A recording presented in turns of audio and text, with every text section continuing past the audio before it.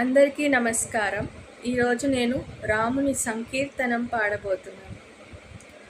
రాఘవం రామచంద్రం చ రావణాయుం రమాపతిం రాఘవం రామచంద్రం చ రావణాయుం రమాపతిం రాజీవలోచనం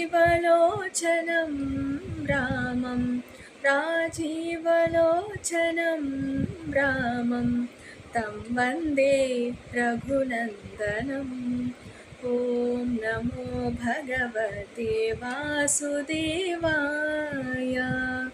ॐ नमो भगवते वासुदेवाय